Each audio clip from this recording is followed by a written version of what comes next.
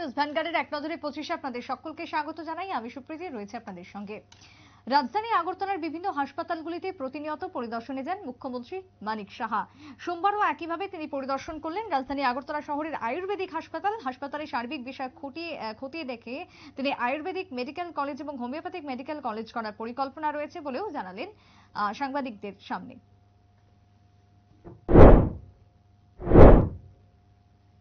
স্কোরবোর্ডে 46.166 point. Paris অলিম্পিকে যোগ্যতা অর্জনে ব্যর্থ ভারতীয় জিমন্যাস্টরা। অলিম্পিকে যাবার স্বপ্ন হাতছাড়া হলো ভারতীয় জিমন্যাস্টদের। শুক্রবার এই ছবি রবিবার পাল্টে দিল দীপা কর্মকার।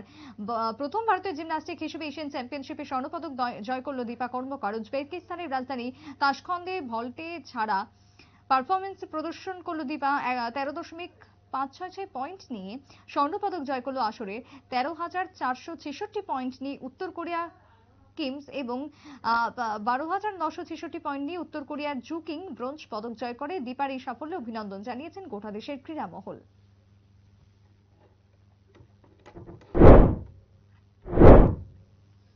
ঘুমের দেশে জীবন্ত চাপা পড়ে মৃত্যু হলো হাজার হাজার মানুষের।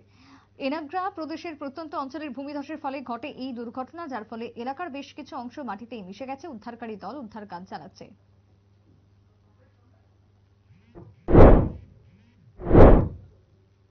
ঘূর্ণিঝড়ে ব্যাপক ক্ষতি বাংলাদেশে। রবিবার মধ্যরাতে বাংলাদেশ উপকূলে আঘাত হানল ঘূর্ণিঝড় রেমাল। দেশের দক্ষিণ পশ্চিম উপকূল এলাকা থেকে এই ঝড়ের কারণে প্রায় 8 লক্ষ মানুষকে সরিয়ে নেওয়া হয়েছিল। তবুও ক্ষয়ক্ষতির সম্মুখীন বেশ কিছু অঞ্চল। ঝড়ের তাণ্ডবে নিখোঁজ হয়েছেন অনেকেই। প্রশাসনের তরফ থেকে এমনই খবর জানানো হয়েছে। ঘূর্ণিঝড় পরিস্থিতির উপর নজর রাখার জন্য স্বরাষ্ট্র মন্ত্রককে বিশেষ বার্তা দিলেন প্রধানমন্ত্রী। ঘূর্ণিঝড় রেমালের কারণে প্রয়োজনীয় সহায়তার দিকটি খতিয়ে দেখতে প্রধানমন্ত্রী রয়েছেন, যার কারণে সোমবার গুরুত্বপূর্ণ বৈঠক করলেন প্রধানমন্ত্রী। প্রতিটি রাজ্যের প্রশাসনের পাশাপাশি এনডিআরএফ কেও তৈরি থাকার আহ্বান জানিয়েছেন প্রধানমন্ত্রী।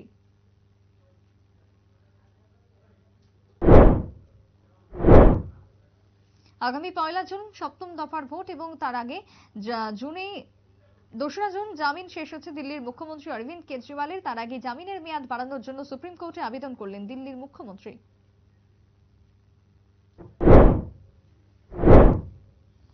ঘূর্ণিঝড় রেমালের কারণে বিপর্যস্ত হয়েছে বিমান পরিষেবা। আগরতলা থেকে কলকাতা এবং কলকাতা থেকে আগরতলা বিমান চলাচল অনেকটাই ব্যাহত হয়েছে, যার কারণে কলকাতা বিমানবন্দরে বিশেষ যাত্রীদের ফ্লোরে কাটাতে হয়েছে। এই সময় যাত্রীদের মধ্যে তৈরি হচ্ছে ক্ষোভ।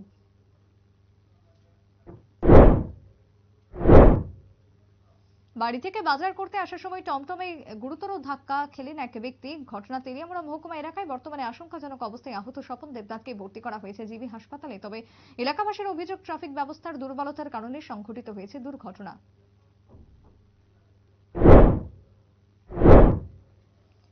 সোমবার ছিল দেশের প্রথম প্রধানমন্ত্রী প্রয়াত জওহরলাল নেহেরুর 60তম মৃত্যুদিন। এই উপলক্ষে জওহরলাল বাল মঞ্চের উদ্যোগে তার মৃত্যুদিনটি পালন করা হলো কংগ্রেস ভবনে। উপস্থিত ছিলেন যুব কংগ্রেসের সভাপতি, মহিলা কংগ্রেসের সভাপতি, সদর জেলা কংগ্রেসের সভাপতি সহ অন্যান্যরা।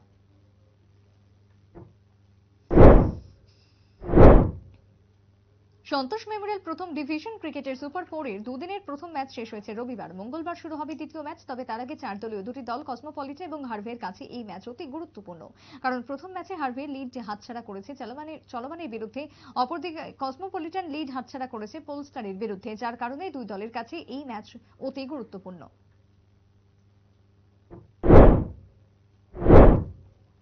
গত কয়েকদিন ধরে রাজ্যে বেড়ে গেছে বিদ্যুৎ বিভ্রাট, লোডশেডিং, যার কারণে ঘন ঘন লোডশেডিং এর ফলে নাজেহাল হচ্ছে মানুষ। শুধু বাড়িঘর নয়, রাজ্যের রেফারেল হাসপাতাল জিবিতেও সেই ছবি ধরা পড়ল। ট্রমা সেন্টারের সহ প্রতিটি ওয়ার্ডে বিদ্যুৎ না থাকার কারণে অসুবিধার সম্মুখীন রোগী সহ রোগীর আত্মীয়রা। প্রত্যেকেই ক্ষোভ উগরে দিচ্ছেন স্বাস্থ্যমন্ত্রী তথা বিদ্যুৎ মন্ত্রীর দিকে।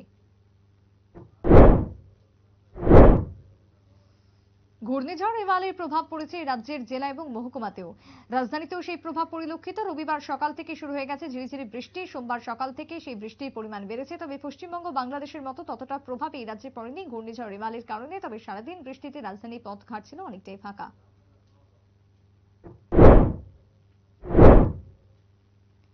স্মার্ট সিটি রূপায়ণের কাজ চলছে দ্রুত গতিতে। প্রতিনিয়ত এই সমস্ত কাজের দিকে নজর দিচ্ছে আগরতলা পুর নিগম। সোমবার ঘূর্ণিঝড় রেমালের কারণে যে বৃষ্টি শুরু হয়েছে তাতে যেন কোথাও জল না জমে সেদিকে নজর দিয়েছে নিগম কর্তৃপক্ষ। নিগমের মেয়র দীপক মজুমদার বিভিন্ন এলাকার পাম্পগুলো ঠিকঠাক রয়েছে কিনা তার কাজ খতিয়ে দেখেন।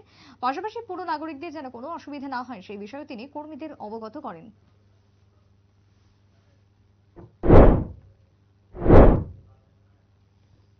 করিমগঞ্জের কায়স্থগ্রাম এলাকায় মালবাহী ট্রেনের ধাক্কায় দুর্ঘটনাগ্রস্ত হলো এক যাত্রী বোঝাই মারুতি গাড়ি। তবে বরাত জোরে প্রাণ বেঁচে গেল গাড়ির ভেতরে থাকা যাত্রীদের।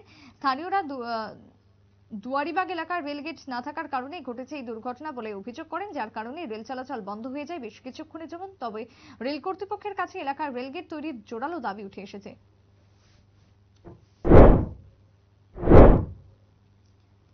সপ্তদশ আইপিএল এর মহরম শেষ হয়েছে রবিবার। 10 দলীয় আসরের চ্যাম্পিয়ন হয়েছে কলকাতা নাইট রাইডার্স। আসর শেষ হওয়ার পর সার্বিক পরিসংখ্যান প্রকাশিত হলো। 10 দলীয় আসরে সেরা ব্যাটসম্যান হিসেবে উঠে এলো বিরাট কোহলির নাম। মোট সংগ্রহিত রান 741। বোলারদের মধ্যে সেরা বোলার হর্ষাল প্যাটেল। মোট সংগ্রহিত উইকেট 24টি। তাছাড়া আসরে 100 রান 14টি, অর্ধশতরান 128টি, বাউন্ডারি হয়েছে 2174টি এবং ওভার বাউন্ডারি হয়েছে 1260টি।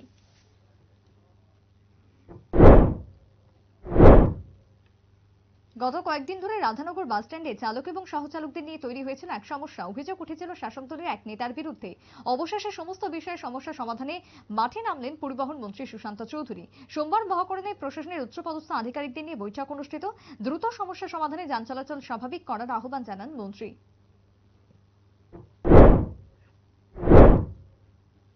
2018 থেকে 2024 বিজেপি শাসনে অতিক্রান্ত হয়েছে 6 বছর। তবে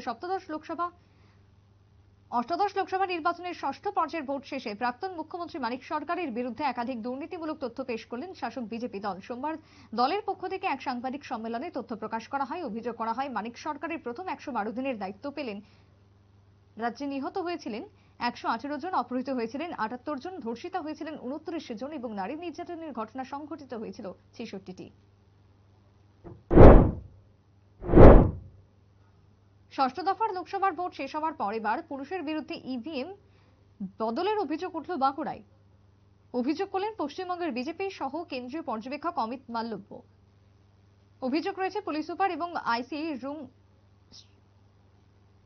সিসিটিভি খুলে দেওয়ার অভিযোগ। পাশাপাশি অভিযোগ উঠেছে ইভিএম নিয়েও। ঘটনাকে ভিত্তিহীন বলে দাবি করেছে শাসক দলের নেতৃত্বরা।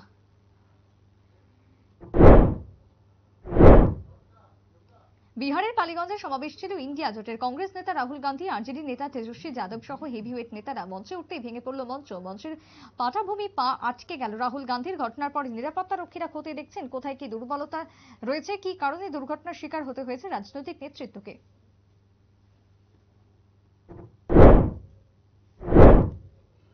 ঘূর্ণিঝড় রেমালের কারণে গতকাল থেকেই ছিল আকাশের মুখ ভারী। তবে রাজ্যের বিভিন্ন জেলা এবং মহকুমাতে বিক্ষিপ্ত কিছু স্থানে পরিলক্ষিত হয় বৃষ্টি। সোমবার সকাল থেকে বৃষ্টি শুরু হয় প্রতিটি জেলার সাথে উদয়পুরেও, যার কারণে গোমতী নদীতে জলস্ফীতি লক্ষ্য করা যায়। তবে শহরে বৃষ্টি কম হলেও পাহাড়ি অঞ্চলে বৃষ্টির জলে গোমতীতে পরিলক্ষিত হয় জলস্রোত।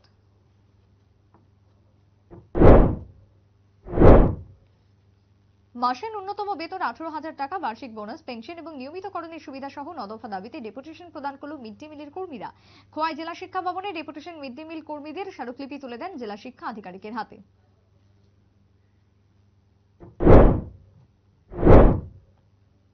দ্বিতীয় বিজেপি সরকারের আমলে প্রতিদিন সংবাদ শিরোনামে উঠে আসছে বিশালগড়ের নাম। চুরি, ছিনতাই, ডাকাতি, দুর্ঘটনা, গাঁজা পাচার, কেন্দ্রীয় কারাগার থেকে পলায়ন থেকে শুরু করে একাধিক অভিযোগে জর্জরিত গোটা বিশালগড়। সোমবার এরই মধ্যে আবারও শিরোনামে বিশালগড়। তবে এবার অভিযোগ উঠল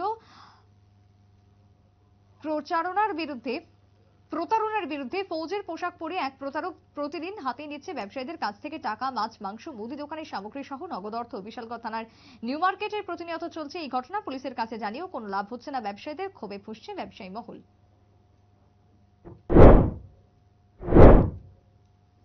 ঘূর্ণিঝড় রেমালের কারণে প্রতিনিয়ত ক্ষতিগ্রস্ত হচ্ছে রাজ্যের বিভিন্ন অংশ। সোমবার দুপুরে সিপাহীজলা অভয়ারণ্য সংলগ্ন জাতীয় সড়কে ভেঙে পড়ল বড় গাছ। প্রায় 2 ঘন্টা ধরে বন্ধ থাকে জাতীয় সড়কে যান চলাচল। বিশালগড় থানা, ট্রাফিক দপ্তর, বন দপ্তরের তৎপরতায় রাস্তা চলাচল উন্মুক্ত হয়।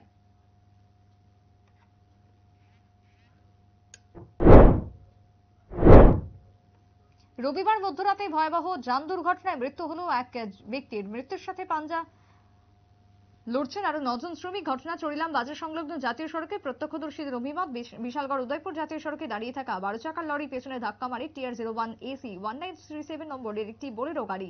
শ্রমিক বোঝাই গাড়িটি মারাত্মকভাবে ক্ষতিগ্রস্ত হয়। ঘটনাস্থলে নিহত হয় এক শ্রমিক।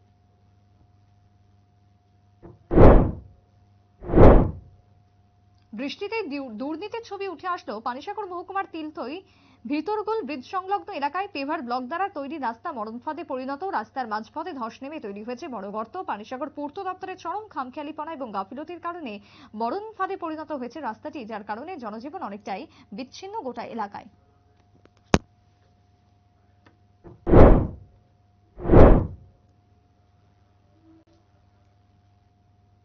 এখনকার মতো এক নজরে 25 পর্যন্তই। পরবর্তী নিউজ আপডেট দেখার জন্য চোখ রাখবেন শুধুমাত্র নিউজ ভ্যানগার্ডের পর্দায়। নমস্কার।